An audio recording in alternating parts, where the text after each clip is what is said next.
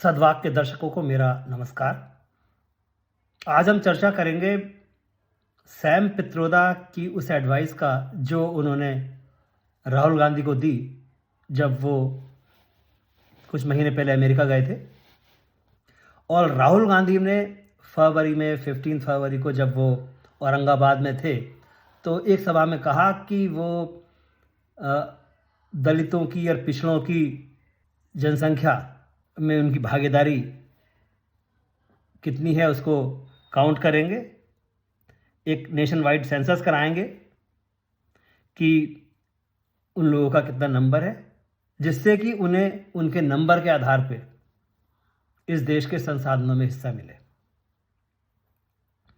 उन्होंने कहा था कि वो एक सोशल एक्सरे करेंगे, जितने फाइनेंशियल इंस्टीट्यूशंस हैं, जितने संस्थाएं हैं, उन सब का एक्सरे करेंगे, इन्वेस्टिगेशन करेंगे और देखेंगे कि उनका वहाँ रिप्रेजेंटेशन कितना है और अकॉर्डिंगली वेल्थ का रीडिस्ट्रीब्यूशन करेंगे।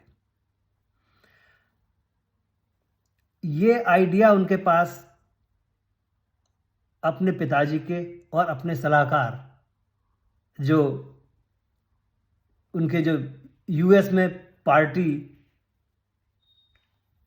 के एक शुभचिंतक हैं जिनका नाम है सैम पित्रोदा, वो उनके पिताजी श्री राजीव गांधी के समय में उनके एडवाइज़र थे। सैम पित्रोदा जी ने कुछ दिनों पहले कहा भी था कि वो वेल्थ का रीडिस्ट्रीब्यूशन चाहते हैं। वो इस तरह का टैक्स चाहते हैं जैसे अमेरिका में है, और उसमें 55% वेल्थ इनहेरिटेंस के समय स्टेट ग्रैब कर लेता है, ये उनके शब्द थे। तो उसी तरह से वो चाहते हैं कि भारत में भी जो लोगों की मेहनत की कमाई है उसे स्टेट इनहेरिटेंस के समय पर ग्रैब करे, और बड़ा अमाउंट जैसे 55%। मुझे पता नहीं उन्होंने अध्ययन किया है नहीं किया, जो लगता है कि अमेरिका में केवल 6 स्टेट्स हैं जहां इनहेरिटेंस टैक्स प्रैक्टिस में है, और इसका अमाउंट 1% से लेकर 20% तक है, उससे ज़्यादा नहीं है। जैसे लोवा है, कैंट की है, मेरीलैंड है, न्यू जर्सी है, पेंसिल्वेनिया है और नेब्रास्का है। कुछ ही स्टेट्स हैं जिसमें इनहेरिटेंस टैक्स है, लेकिन उन्होंने बिल्कुल ब्लैंकेट कहा जैसे ये सब जगह है और इसका बहुत सारा अमाउंट है। ये एडवाइस उन्होंने सर्टेनली राहुल जी को दी होगी। तो राहुल जी ने कहा है अपनी अलग अलग भाषणों में कि वो सभी संस्थाओं का एक्सरे करेंगे, फाइनेंशियल एक्सरे, और देखेंगे उनमें कितनी वेल्थ है, और उसको रीडिस्ट्रीब्यूट किया जाएगा उन लोगों के पास जिन लोगों के पास वेल्थ नहीं है। उसका मतलब यह है कि राहुल गांधी इस देश में उस स्ट्रक्चर की वकालत करते हैं, वो स्ट्रक्चर लाना चाहते हैं जो पहले चाइना के पास था या सोवियत संघ के पास था, और सोवियत संघ को उस स्ट्रक्चर की कीमत चुकानी पड़ी और वो टूट के बिखर गया, और अब वो एक केवल रशिया नाम का देश जैसा बचा हुआ है। उसकी कितनी शक्ति है ये सबको पता है। तो इस तरह का स्ट्रक्चर, इस तरह की पॉलिसी देश को केवल कमजोर ही कर सकती है,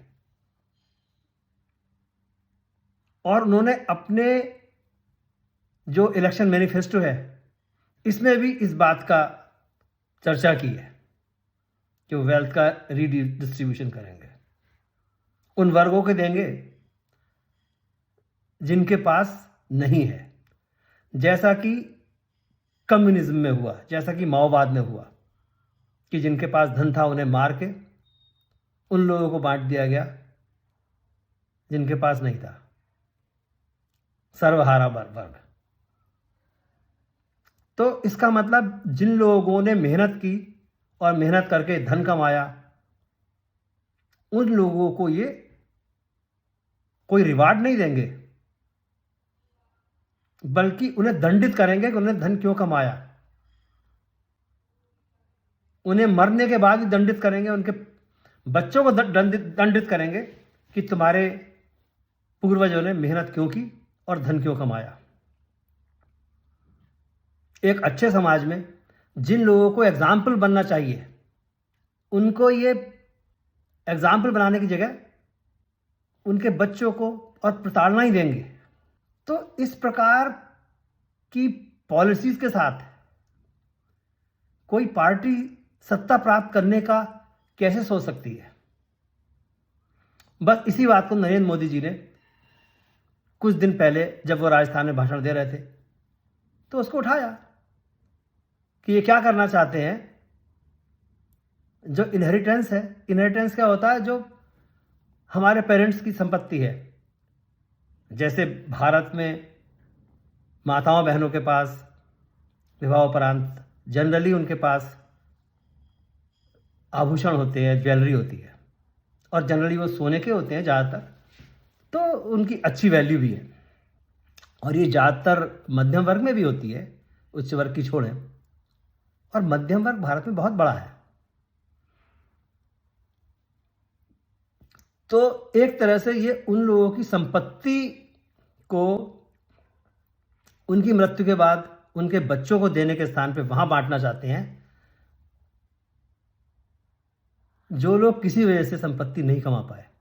ये उन्हें शिक्षा नहीं देना चाहते, ये उन्हें उस काबिल नहीं बनाना चाहते कि आप वो योग्यता पैदा करें जिससे कि आप भी धन संपत्ति अर्जित कर सकें, उन गुणों का विकास करें। ये क्या चाहते हैं कांग्रेस और उनके सहयोगी दल इंडी वाले, कि आप करो कुछ मत, हम ये करेंगे कि जिन लोगों ने पैसा कमा लिया है उन लोगों का पैसा छीन के आपको दे देंगे। बस इसी बात को मोदी जी ने कहा है जो इन्होंने कहा है। जैसे 2006 में मनमोहन सिंह ने अपने भाषण में कहा था, और उसको ये सब लोग झूठ बोल के, बहुत से पत्रकार लल्लन टॉप वाले भी ये कहते हैं कि मोदी जी गलत कह रहे हैं जब उन्होंने मनमोहन सिंह का भाषण कोट किया कि भारत के संसाधनों पे पहला हक मुसलमानों का है। यह बात मनमोहन सिंह को कहनी चाहिए थी। कैसे कह सकता है कोई? उसका अपोज किसी ने नहीं किया। राजदीप सरदेसाई, अजीत अंजुम, किसी ने अपोज नहीं किया इस बात का कि मनमोहन सिंह इस बात को कह कैसे सकते हैं कि भारत के संसाधनों में पहला हक मुसलमानों का है। भारत के सभी नागरिकों पर, सभी नागरिकों का अधिकार है भारत के संसाधनों पे, केवल मुसलमानों का नहीं है। लेकिन मनमोहन सिंह ने यह कहा था, और उसके बाद कई सारे पत्रकार इस भाषण का मौजूद होने के बाद भी यह कहते रहे मनमोहन सिंह ने ऐसा नहीं कहा था। भाई बचाने की, उन्हें इस बात के लिए कहते हैं आपको ऐसा नहीं कहना, आपने यह कहना क्यों कुछ लोग उन्होंने ऐसा नहीं कहा था, उन्होंने तो ऐसा कहा था। और आप उसको झूठा बना रहे हैं जिसने उनका भाषण केवल रेफरेंस दिया, जैसे मैंने रेफरेंस दिया है कि मनमोहन सिंह ने कहा था। सबको पता है मनमोहन सिंह ने ऐसा कहा था जो उन्हें नहीं कहना चाहिए था। भारत के संसाधनों पे भारत के हर नागरिक का हक है।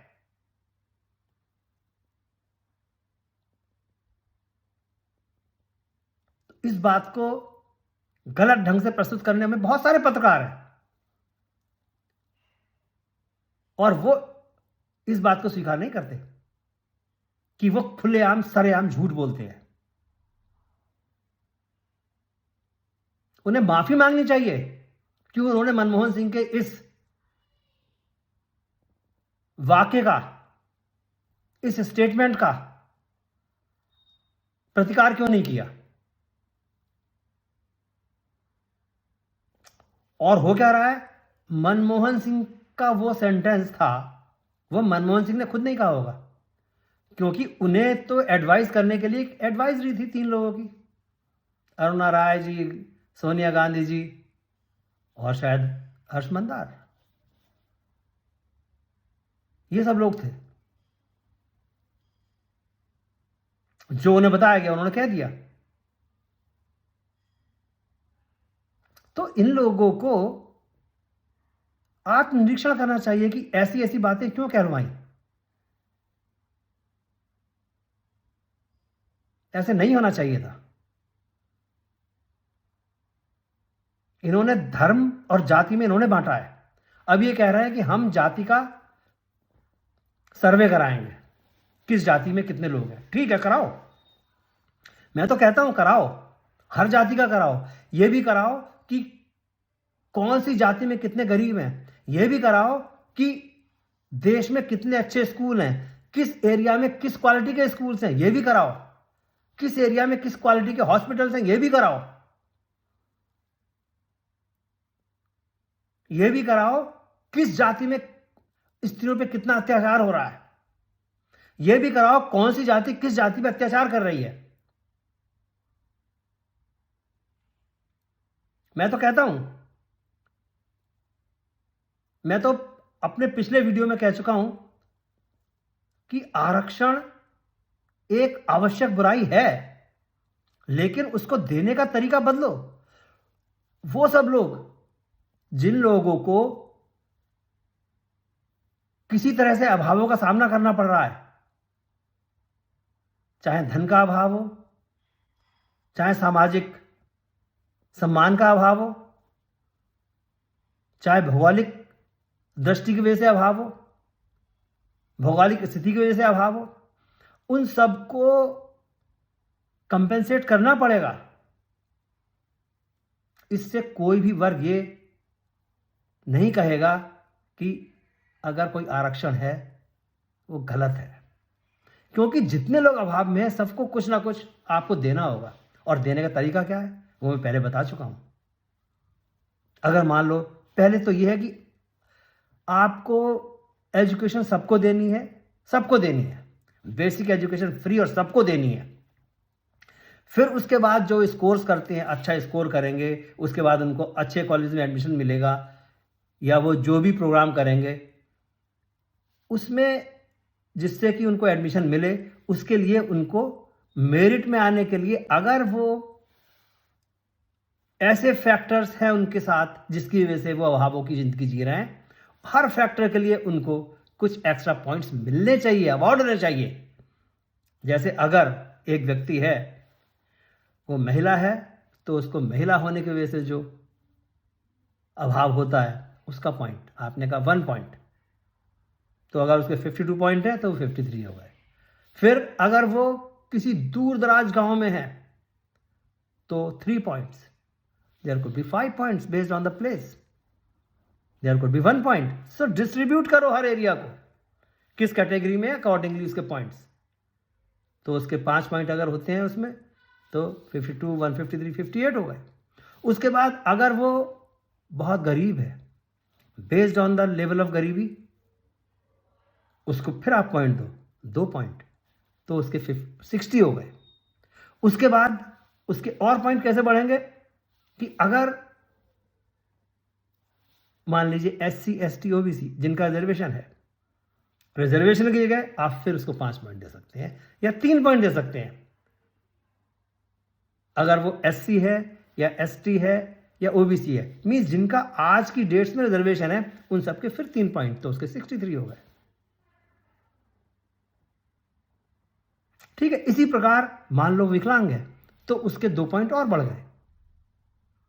तो इस तरह से आप बेस्ड ऑन अभाव जो है उनके, इनकेपेबिलिटीज हैं जो अपने आप उन्होंने नहीं ओढ़ी हैं, जो कि उन्हें नियति की वजह से मिली है, तो उन सब की वजह से आप उनको पॉइंट्स बढ़ाएंगे। और किस तरह से एक व्यक्ति 52 से 68 तक पहुंच सकता है, या 68 से 84 तक पहुंच सकता है, और वो अपना स्थान किसी भी कॉलेज में या नौकरी में अपने आप बनाएगा इस तरह से। क्योंकि जो अभाव है उसके लिए उसे पॉइंट आप दोगे तो किसी को बुरा नहीं लगेगा, क्योंकि कुछ पॉइंट एक को मिलेंगे, कुछ दूसरे को मिलेंगे, कुछ तीसरे को मिलेंगे। कोई ऐसा भी हो सकता है जिससे कई सारे पॉइंट मिले, कोई ऐसा भी हो सकता है जिसको कुछ ना मिले, तो जिसको, तो वो सफर नहीं किया उसने।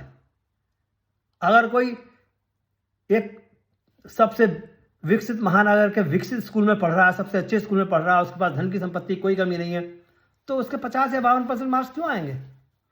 उसको तो आने 95 चाहिए, तो उसे वैसी मिलेगी चीज़। जिसके अभावों की वजह से 75 मार्क्स आ गए, वो भी 95 तक पहुंचेगा। तो उनको नौकरी में या एजुकेशन में कहीं कोई रिजर्वेशन की जरूरत नहीं है। उसके लिए आपको सभी इंस्टीट्यूशंस का, सभी संस्थाओं का, सभी कंपनी का सर्वे करने के बाद वेल्थ डिस्ट्रीब्यूशन नहीं करना पड़ेगा। लोगों का इंसेंटिव छीनना नहीं पड़ेगा। जिन लोगों ने मेहनत की है उन्हें उनकी मेहनत के लिए आपको रिवॉर्ड देना है, उन्हें इंसेंटिव देना है, उनके धन की चोरी नहीं करनी है।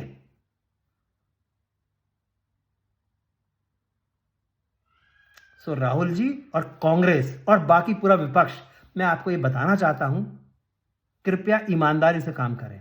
ऐसे काम सोचें जिससे आप देश की जनता का, या वो जनता जो अभावों से ग्रस्त है ड्यू टू वेरियस रीजंस, उनको उन अभावों से बाहर निकाल के लाएं और उन्हें इस बात का भी आभास कराएं कि अगर वो मेहनत करेंगे तो वो कुछ भी अचीव कर सकते हैं और गवर्नमेंट उन्हें हर तरह से सपोर्ट करेगी। अगर वो 2 कदम बढ़ाते हैं तो गवर्नमेंट उन्हें 2 कदम अपनी तरफ से आगे बढ़ा देगी, लेकिन उन्हें 2 कदम बढ़ाने पड़ेंगे, अदरवाइज वो अपने आप कुछ नहीं कर सकते।